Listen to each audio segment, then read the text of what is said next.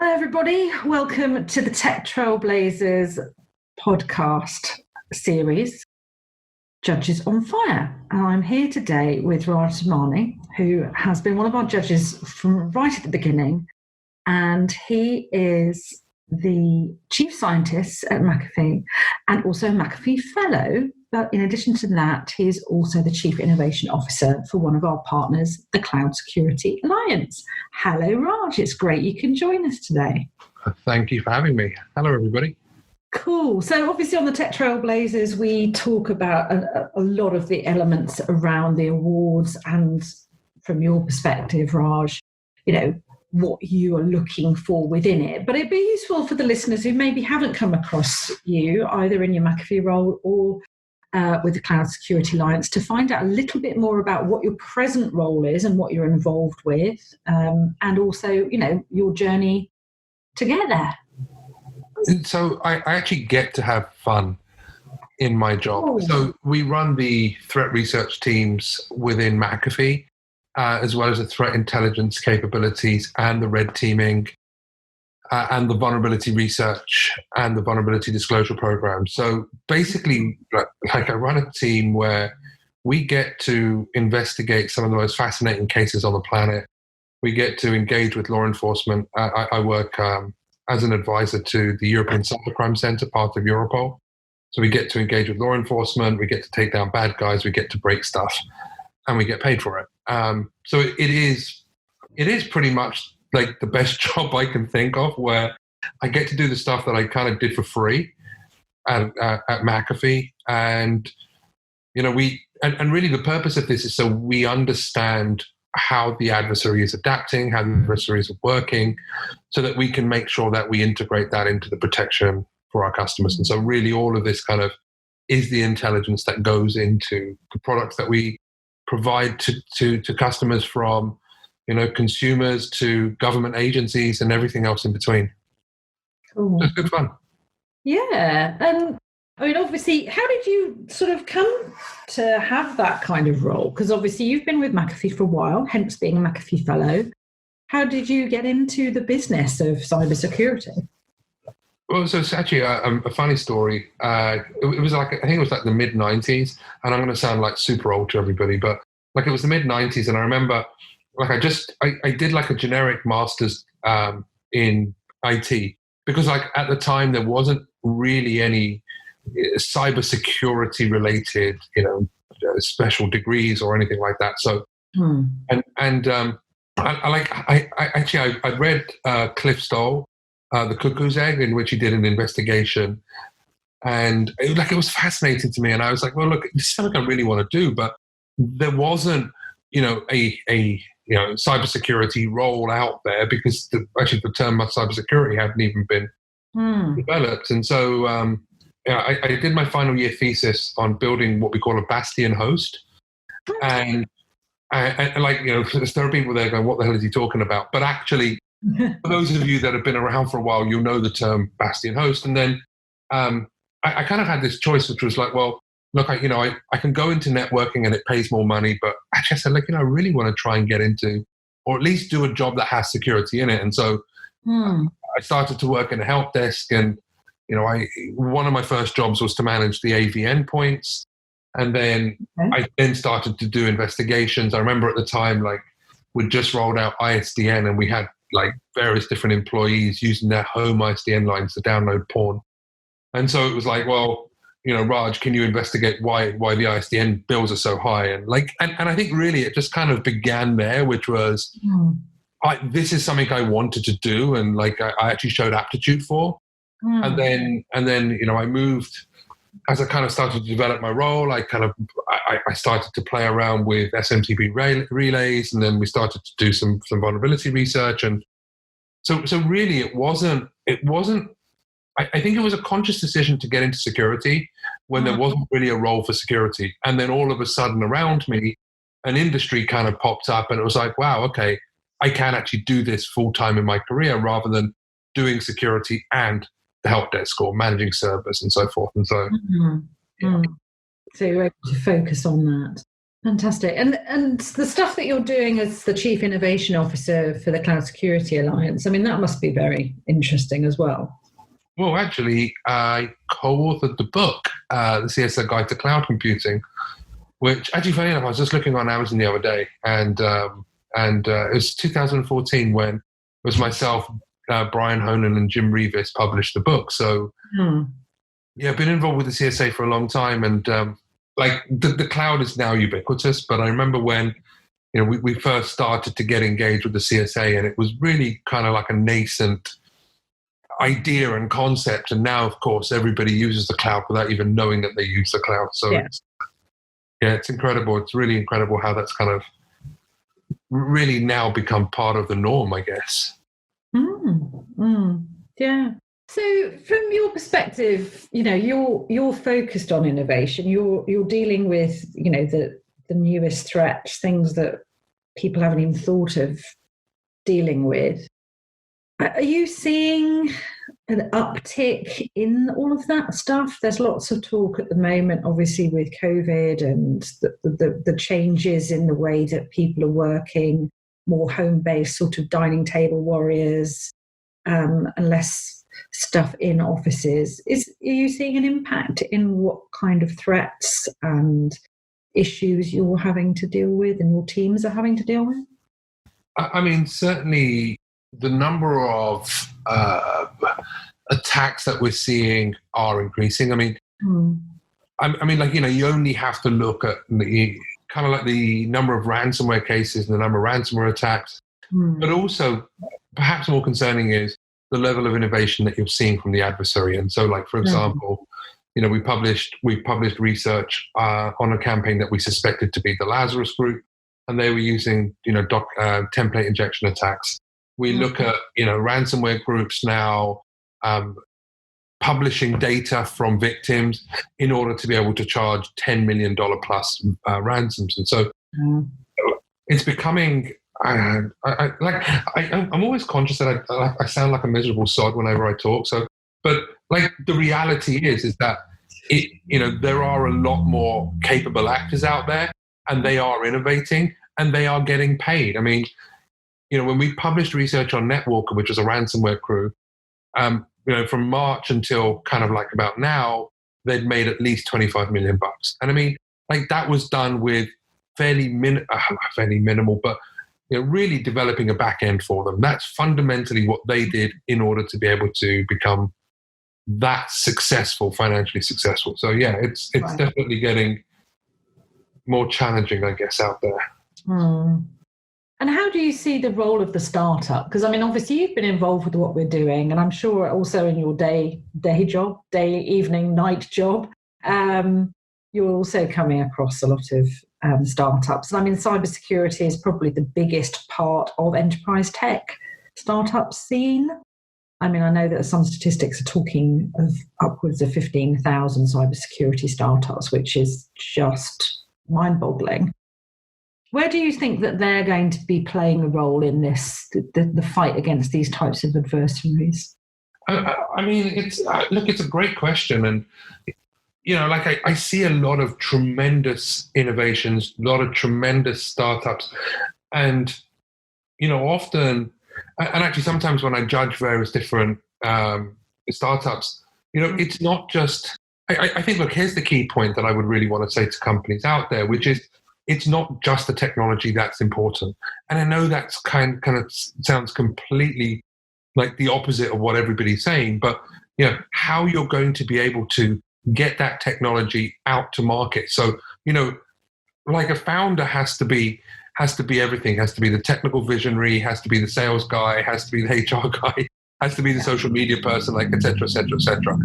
And like the challenge that you're going to face is, well, how am I going to be able to go to market? How am I going to be able to go beyond the noise? And like, that doesn't mean getting a booth at RSA and saying, we have a blockchain-based identity, two-factor authentication, like eliminating the buzzwords and actually having a viable USP that is valuable, but also understanding the business, the market, and being able to find a way to be able to have a successful go-to-market. And I think like that's what makes a successful business. And fundamentally, that's what startups should be focusing on. I mean, I see really tremendous technology, and sometimes you meet people and you just think, well, look, I think you're really smart, but like, how are you going to be able to convince, and how are you going to be able to? And of course, there are some ideas that just simply the technology will carry alone just by the nature of that. Yeah. But look at advisory boards. Look at and that's a really great idea. Like, startups can look at advisory boards with business leaders to help them kind of address some of their gaps in order to be able to kind of achieve that. And that, for me, I think is a really interesting angle. So yes, I think it's the whole package, not just is the tech really cool. Yeah. And I suppose that's more of a challenge for the kind of the fire starter types, sort of the younger pre-VC ones that we kind of see coming forward. Hopefully the ones that have had VC funding are going to be a little bit more mature and have, more people involved and picking up those sort of roles. It's not quite so much of a CEO, tea maker, bottle washer, and everything else kind of side of things. But yes, that's true. And it certainly is something that other judges have sort of pulled out, is that, how, and I guess being involved with the awards and put yourself forward is one part of that, right? It's at least being out there and putting your head above the parapet and making people aware of what you're doing. So aside from the go-to-market stuff, is there anything else that's going to kind of get your attention when you see the entries coming through?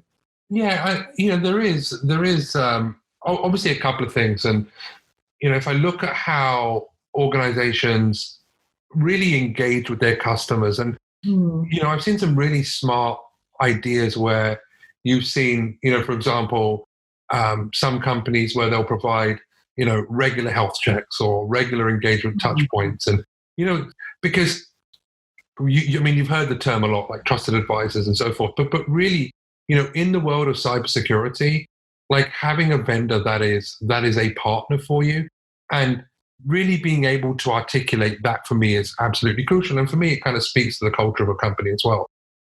How you engage with your customers, do you actually provide them the support that they actually need? Because, like we'll often say, right, cybersecurity is not that difficult. Well, look, it isn't that difficult, but equally it is very hard as well. You're dealing with a plethora of threats, you're dealing with budgetary issues, you're dealing with a changing regulatory landscape. Like, I'll always look at, what are you doing for the customers beyond just simply selling them a product? And, like there's some really great companies out there that actually have, that can actually speak to actually being leaders in their own field, partly because of the founders of who they are or the type of work that they've done in the past. And, so for me, it's not just, let's just look at the technology, but it is, are you striving to be the de facto advisor of your customers? Are you helping them and so forth? So there's a lot more to this. And I think that's important because it's a really, really crowded marketplace. I mean, you kind of touched on it earlier, but how you're able to differentiate beyond just simply typical marketing, which is, catchy lines and so forth, that to me is going to be the crucial part. And, and I've actually seen some of the startups recently, do like driving research with tier 1 newspapers. Like I remember one around kind of misinformation that was covered by The Guardian. And, like you think to yourself, well, that's outstanding. Like you're literally driving and leading the narrative in the space that you're in. And so I'm very, very, very impressed with that. And of course you'd expect that because it's kind of part of what we do here within my team as well. No, absolutely. So for this year, what other things do you think, what are your tips, how people can present the kind of stuff to you? What would you say would be your sort of top tips for people, outside obviously sharing the kind of information that you've shared that kind of gets your attention? I mean, I guess for me, I would say, like, don't overthink this. Like, try to put yourself in the position of the judge themselves, right? And, like the judge has probably gone through multiple different submissions.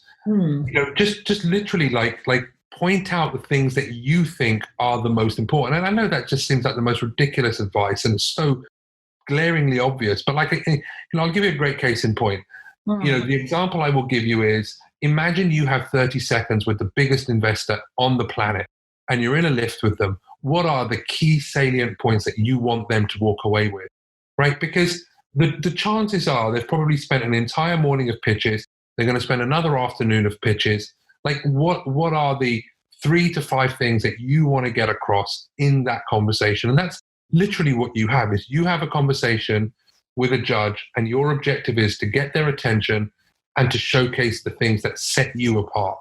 And don't write chapter and verse and war and peace. Like literally, like, pull out the key points that you want to raise and show the metrics as to how you're delivering against that, and emphasize why that matters and why that's important. And that's it. And like, don't give the judge a fishing expedition and say, well, here's 7 pages. Good luck. Try and work out what the value is. Like that, like they just, you have those 30 seconds in the elevator with the investor. Like, what are the things you want them to hear? Well, we do limit the amount of input people can give. So hopefully that helps to kind of laser focus in on those key elements. So yeah, but that's great advice, and I can see that is going to be the differentiator if people can cut to the chase and make your life as easy as possible to understand what people are doing.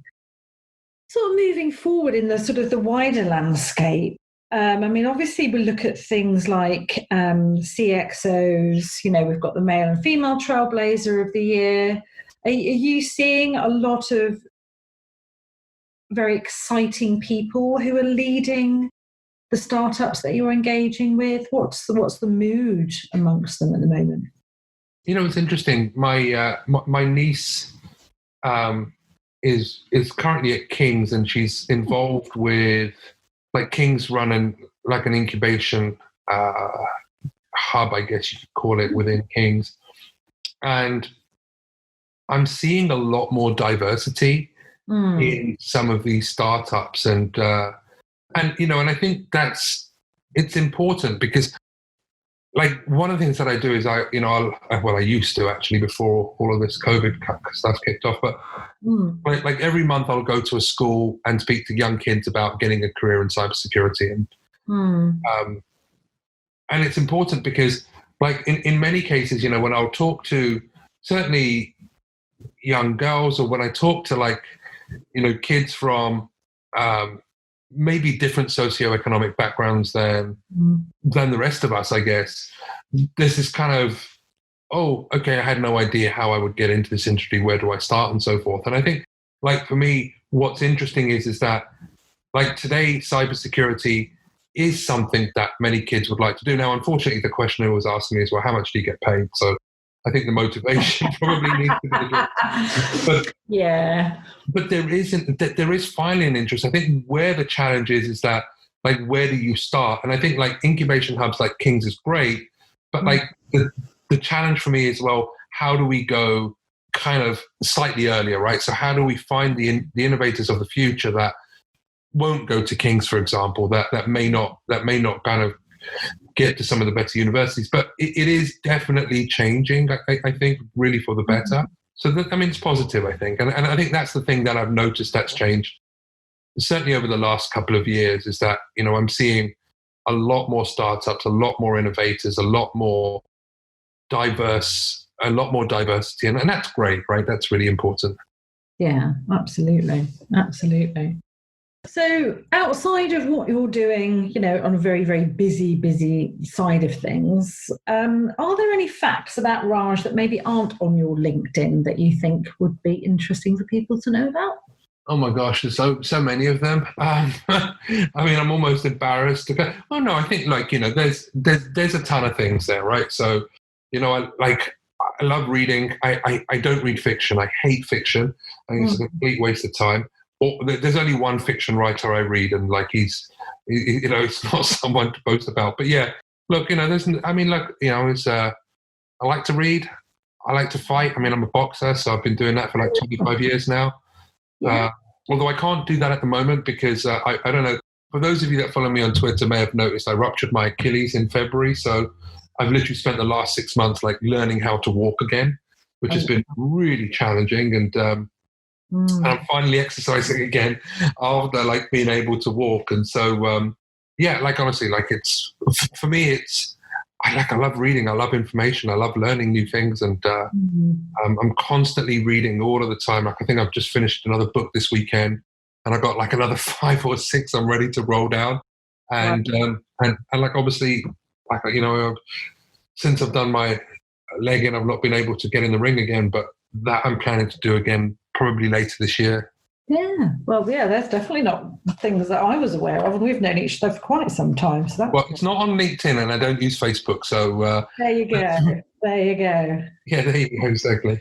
Fantastic. Well, is there anything else that you'd like to share that you think would be useful for people to get to know you better, or maybe something else that you think is worth sharing with the startups who are putting themselves forwards on, you know, why you are involved with this and why you think it's important for people to stand up and, you know, come forward and engage with yourself and the other, you know, other panels, judges? Yeah, I think, you know, I mean, I guess the most important thing that I would say to you know, to young entrepreneurs is, and you know, the startups that are out there is like, just reach out, you know, and I know it sounds really rather obvious, but like, you know, the judges, like, you know, that are absolutely outstanding in their field, but you know, we're more than happy to, you know, reply to an email and more than happy to kind of give you some advice,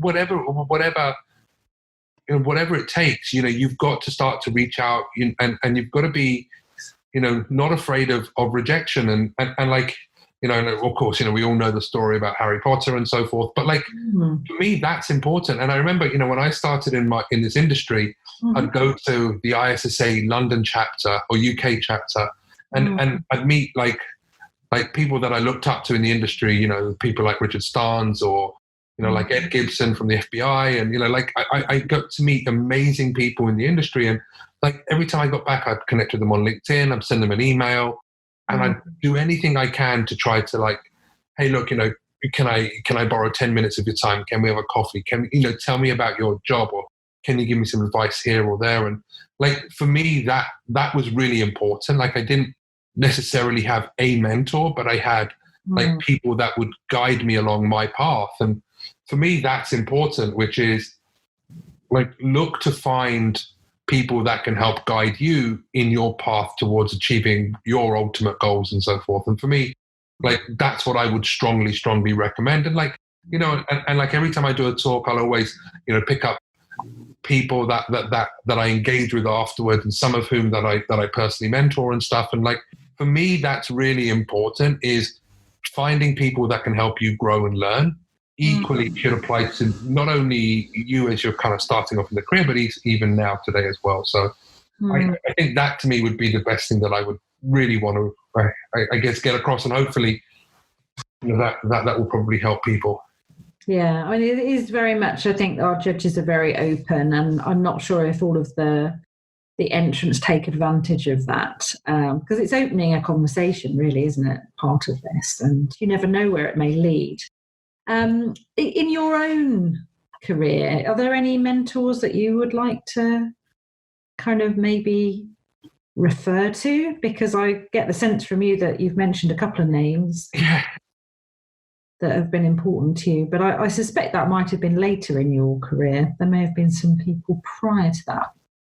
Well, I mean, you know, for me, so one of the first people that really mentored me fairly early was my boss when I was working on a lowly help desk. And I remember I did my master's, and Andy Ely, I've actually said this, I think, publicly a couple of times, when I was working at a pharmaceutical company, and he was like, he was the person that really set me off on my way. And there's been so many people that, you know, I'm indebted to. I mean, like I said, I never really had somebody that I would say, oh, you're my mentor, but I just generally looked up to. I mean, when I used to work in I used to work for a CISO for a big organization, and one of the people was John Colombo when I was working there, and he taught me really to kind of how to start writing properly, because my writing skills were a lot to be desired. And so, like honestly, there's so many people that I look up to, and that have helped guide me. And I guess that's why I'm more than open and willing, and that's why I kind of do this today. How I go to speak at schools is because I kind of feel you need to do the same as well, because at some point it's going to be my daughters or it's going to be my son who are going to be looking for mentors themselves. So I think it's important to do that. Brilliant. Well, that's been very insightful now into some other aspects of Raj that I wasn't aware of. And I'm sure for the listeners, it's been fascinating to get a much better insight into you as a person, but also as an advisor on what you see as being important for our cybersecurity startups when they put forward their entrance. So thank you, Raj. Thank you for joining us. Thanks for having me. Yeah, and thanks to the listeners. It's Tech Trailblazers Judges on Fire podcast, and I've been joined today by Raj Samani from McAfee. Thank you.